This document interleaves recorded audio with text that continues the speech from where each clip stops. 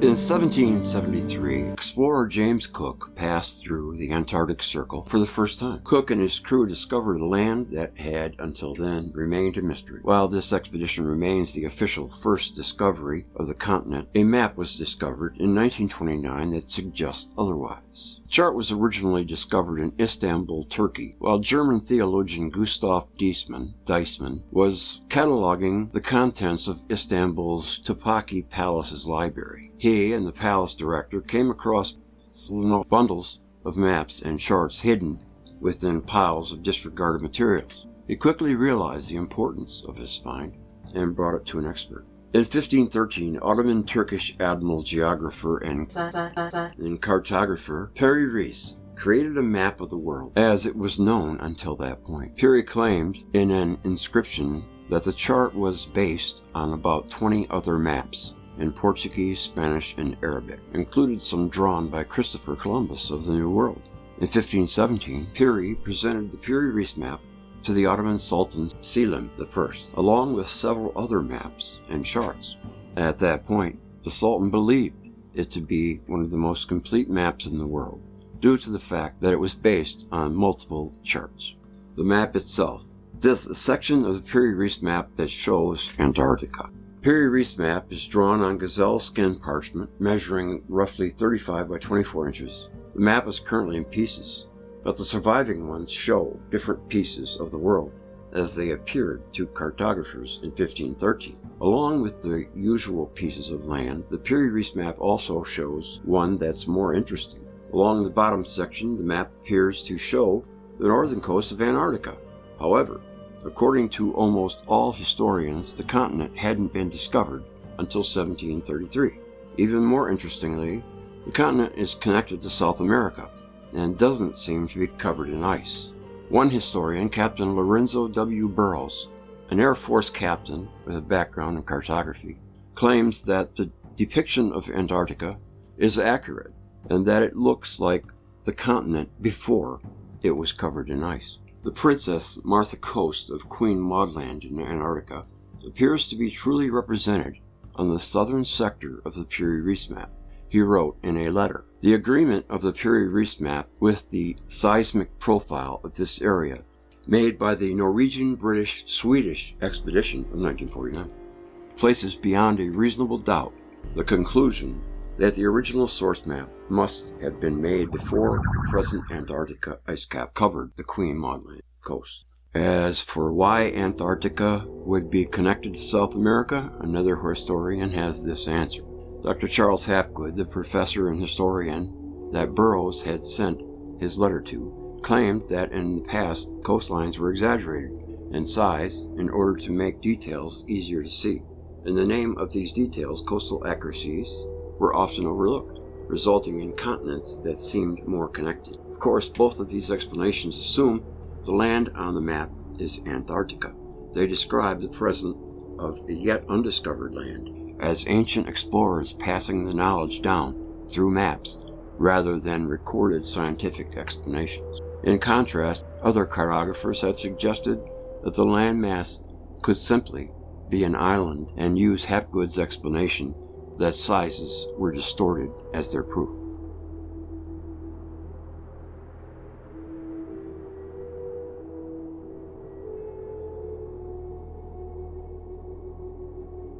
The Baghdad Battery. One of the most interesting and highly debated artifacts of the Baghdad Museum in Iraq is a clay pot. It is 5 to 6 inches high and encapsulates a copper cylinder. Suspended in the center of this cylinder, but not touching it, is an iron rod. Both the copper cylinder and the iron rod are held in place with an asphalt plug. The rod shows evidence of corrosion, probably due to the use of an acidic liquid like vinegar or wine. These artifacts, more than one was found, were discovered during the 1936 excavations of an old village, Kajut Rabu, near Baghdad. The village is considered to be about 2,000 years old and was built during the Parthian period, 250 BCE to 224 CE. Although it is not known exactly what the use of such a device would have been, the name Baghdad Battery, or Parthian Battery, comes from one of the prevailing theories established in 1938 when Wilhelm Koenig The German archaeologist who performed the excavations examined the battery and concluded that this device was an ancient electric battery. Another theory suggests that they were containers to hold papyrus. After the Second World War, Willard Gray, an American working with General Electric High Voltage Laboratory in Pittsfield, built replicas and, filling them with an electrolyte, found that the devices could produce 2 volts of electricity. That's just like a car battery. Each cell is 2 volts. Giving you 12. You have 6 of them. It's pretty good. So if the artifact was indeed a battery, what would electricity have been used for, and why have we not discovered further evidence of its use? If not used as a battery, what would have been the specific use of such a device? It is important to remember that Iraq is considered to be the location of both the Garden of Eden and the Tower of Babel. Who knows how many more artifacts are hidden in this ancient place on Earth, and many, many more all over the planet, as we know. Biblical clues. It was in 1938, while working at Kajut-Rabu, just outside Baghdad in modern-day Iraq. In the early 1900s, many European archaeologists were excavating ancient Mesopotamian sites, looking for evidence of biblical tales like the Tree of Knowledge and Noah's Flood. Koenig did not waste his time finding alternative explanations for his discovery. To him, it had to have been a battery. Though this was hard to explain, and did not sit comfortably with the religious ideology of the time, he published his conclusions, but soon the world was at war, and his discovery was forgotten, like many, many other things. More than 60 years after their discovery, the batteries of Baghdad, as there are perhaps a dozen of them, are shrouded in myth. These batteries have always attracted interest as curios, says Dr. Paul Craddock, a metallurgy expert in the ancient Near East from the British Museum. They are a one-off.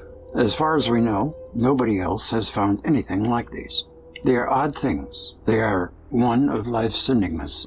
No 2 accounts of them are the same. Some say the batteries were excavated, others that Koenig found them in the basement of the Baghdad Museum when he took over there as director. There is no definite figure on how many have been found, and their age is disputed. Most sources date the batteries to around 200 BC, in the Parthian era, as we discussed. Although this collection of objects is usually dated as Parthian, the grounds for this date is unclear, says Dr. John Simpson, also from the Department of Ancient Near East, the British Museum. The pot itself is Sassoonian. This discrepancy presumably lies either in a misidentification of the age of the ceramic vessel or at the site which they were found. Underlying principles. In the history of the Middle East, the Sassoonian period, circa AD 225 to 640, marks the end of the ancient and the beginning of the more scientific medieval era. Though most archaeologists agree the devices were batteries, there is much conjecture as to how they could have been discovered and what they were used for. How could ancient Persian science have grasped the principles of electricity and arrived at this knowledge? Perhaps they did not. Many inventions are conceived before the underlying principles are properly understood, much like AC electricity itself. The Chinese invented gunpowder long before the principles of combustion were deduced, and the rediscovery of old herbal medicines is now a common occurrence. You do not always have to understand why something works just because it does. What if it was used for health? It is certain the Baghdad batteries could conduct an electric current because many replicas have been made, including by students of ancient history under the direction of Dr. Marjorie Sinchel, Professor of History of Science and Technology, Smith College, U.S. I don't think anyone can say for sure that what they were used for, but they may have been batteries because they do work. She says replicas can produce voltages of 0.8 to nearly 2 volts. Making an electric current requires 2 metals with different electropotentials and an ion-carrying solution, known as an electrolyte, to ferry the electrons between them.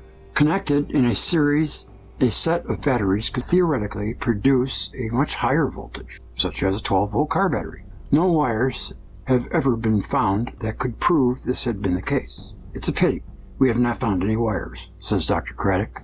It means our interpretation of them could be completely wrong. But he is sure the objects are batteries, and that there could be more of them to discover. Other examples may exist that lie in museums elsewhere unrecognized. He says this is especially possible if any items are missing, as the objects only look like batteries when all the pieces are in place. Possible uses of them, the ancient Greeks wrote of the pain-killing effect of electric fish when applied to the soles of the feet, That's treating medically with electricity. I still think that revolution is going to still happen, but who knows how long it's going to take. The Chinese have developed acupuncture by this time, and still use acupuncture combined with an electric current. This may explain the presence of needle-like objects found with some of the batteries, but this tiny voltage would surely have been ineffective against real pain, considering the well-recorded use of other painkillers in the ancient world like cannabis, opium, and wine. I think the ancients were so advanced they probably knew that you could heal using negative electricity. Our cells, we have a zeta potential, it's called, of negative 70 millivolts. Other scientists believe the batteries were used for electroplating, transferring a thin layer of metal onto another metal surface, a technique still used today in a common classroom experiment. This idea is appealing because at its core lies the mother of many inventions: money. In the making of jewelry, for example, a layer of gold or silver is often applied to enhance its beauty in a process called gilding. Grape electrolyte. Two main techniques of gilding were used at the time and are still in use today: hammering the precious metal into thin strips using brute force, or mixing it with a mercury base, which is then pasted over the article. These techniques are effective, but wasteful, compared to the addition of a small but consistent layer of metal by electrodeposition. The ability to mysteriously electroplate gold or silver on such objects would not only save precious resources and money, but could also win you important friends at court. The palace kingdom, or even the sultan's daughter, may have been the reward for such knowledge, and motivation to keep it secret. Testing this idea in the late 70s, Dr. Arne Inkebrekt, the director of Romer and Palacios Museum in Hildesheim, connected many replica Baghdad batteries together using grape juice as the electrolyte, and claimed to have deposited a thin layer of silver onto another surface, just 1/10,000th of a millimeter thick. Other researchers, though, have disputed these results and have been unable to replicate them. There does not exist any written documentation of the experiments which took place in 1978. Currently, a researcher based at the same time at Romer, Dr. Bettina, said, the experiments weren't even documented by photos, which really is a pity. Tingling idols? Another larger voltage can be obtained by connecting more than one battery together. It is the ampage which is the real limiting factor. Many doubt whether high enough power could ever have been obtained, even from tens of Baghdad batteries. Well, it's like a car battery. Each cell is 2 volts. You get 12 volts. That can run a light or something. Like I said, maybe they were used for healing. One serious flaw with the electroplating hypothesis is the lack of items from this place and time that have been treated in this way. The examples we see from this region and era are conventional gilt plating and mercury gilding, says Dr. Craddock. There's never been any untouchable evidence to support the electroplating theory. He suggests a cluster of batteries connected in parallel may have been hidden inside a statue or idol. He thinks that anyone touching this statue may have received a tiny but noticeable electric shock, something akin to the static discharge that can infect offices. I have always suspected you would get tricks done in the temple. The statue of a god could be wired up and priests could ask questions. If you gave the wrong answer, you'd touch the statue and would get a minor shock, along with perhaps a small mysterious blue flash of light. Get the answer right, and the trickster or priest could disconnect the batteries with no shock. The person would then be convinced of the power of the statue, priest, and the religion. Magical ritual.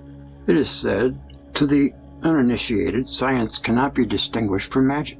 In Egypt, we know this sort of thing happened with Hero's engine, Dr. Craddock says. Hero's engine was a primitive steam-driven machine, and like the battery of Baghdad, no one is quite sure what it was used for, but are convinced it would work. If this idol could be found, it would be a strong evidence to support the new theory. With the batteries inside, was this object once revered, like the Oracle of Delphi in Greece, and charged with godly powers?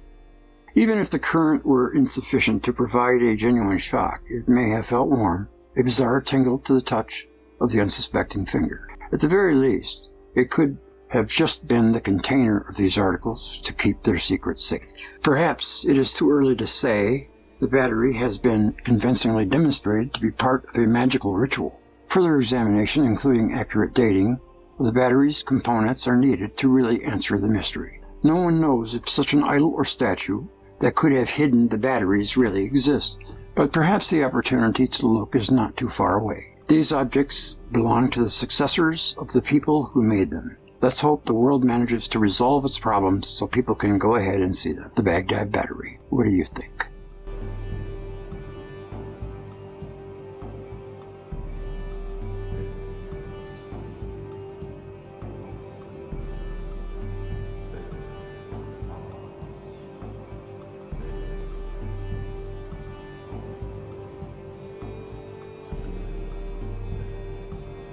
$2 billion mega reactor discovered in Africa. In 1972, a worker at a nuclear fuel processing plant noticed something suspicious in a routine analysis of uranium obtained from a normal mineral source from Africa. As is the case with all natural uranium, the material under study contained three isotopes, three forms of different atomic masses. Uranium-238, the most abundant variety, uranium-234, the rarest, and uranium-235, the isotope that is coveted because it can sustain a nuclear chain reaction. For weeks, specialists at the French Atomic Energy Commission, the CEA, remained perplexed. Elsewhere, in the Earth's crust, on the moon, and even in meteorites, we can find uranium-235 atoms that make up only about 0.72% of the total. But in the samples that were analyzed, which came from the Okio deposit in Gabon, a former French colony in West Africa, uranium-235 constituted only about 0.717%. That small difference was enough to alert French scientists that there was something very strange going on with the minerals. These small details and further Investigation showed that a part of the mine was well below the normal amount of uranium-235. However, some 200 kilograms appears to have been extracted, which is enough material to make roughly a half a dozen nuclear bombs in the distant past. Soon, researchers and scientists gathered from all over the world to try to explore just what was going on with the Oklo uranium. What was found in Oklo surprised everyone gathered there at the site where the uranium originated from. Actually, it's an advanced uranium reactor that goes way beyond our present knowledge. Researchers believe it is 1.8 billion years old, and that it operated for 500,000 years in the past. Scientists performed other investigation at the uranium mine. The results were made public. Conference at the International Atomic Agency. According to news agencies in Africa, researchers found fission products and fuel waste at various locations within the mine's area. Incredibly, our modern nuclear reactors are not comparable, both in design and functionality, with this huge mega reactor. In studies, this ancient nuclear reactor was several kilometers long. Interestingly, a larger reactor like this, the thermal impact on the environment was limited to just 40 meters on all sides. What they found, even more astonishing, are the radioactive waste has still not moved from the limits, as they still have been held in place, thanks to the geology of the area. What is surprising is that a nuclear reaction had occurred in a way that the plutonium, the byproduct, was created, and the nuclear reaction itself had been moderated, which is considered as a holy grail for atomic science. The ability to moderate the reaction. Once the reaction was initiated, it was possible to average out the output in a controlled way. The ability to prevent catastrophic explosions or the release of the energy at a single time. Researchers have dubbed the nuclear reactor at Oklo as a natural nuclear reactor, but the truth about it goes beyond all ways of understanding.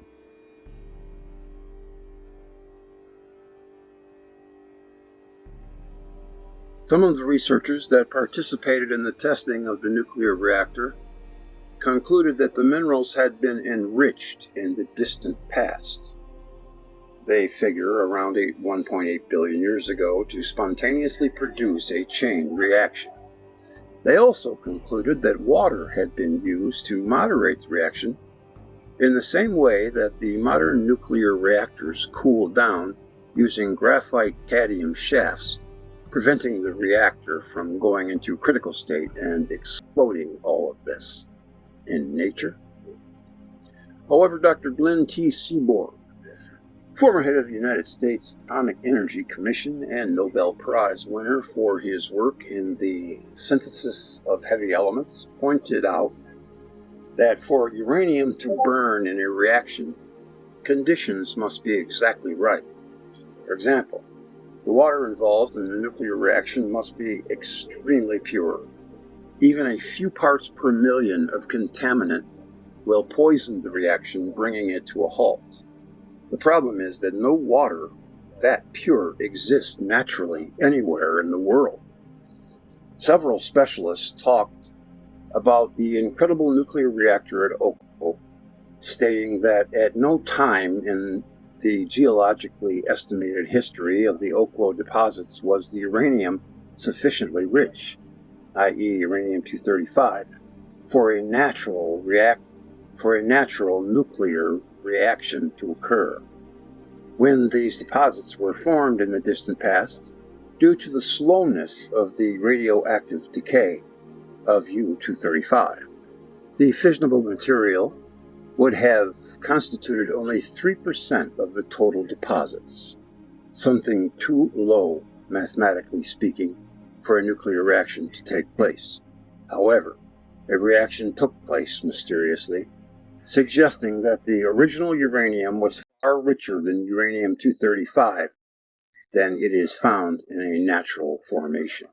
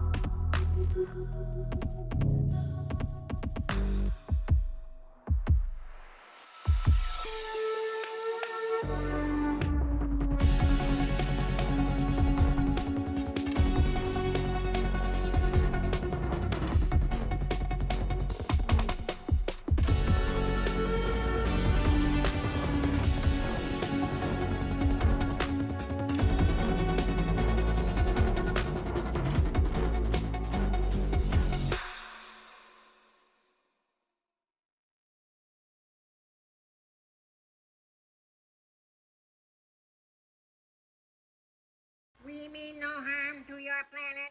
We mean no harm to your planet.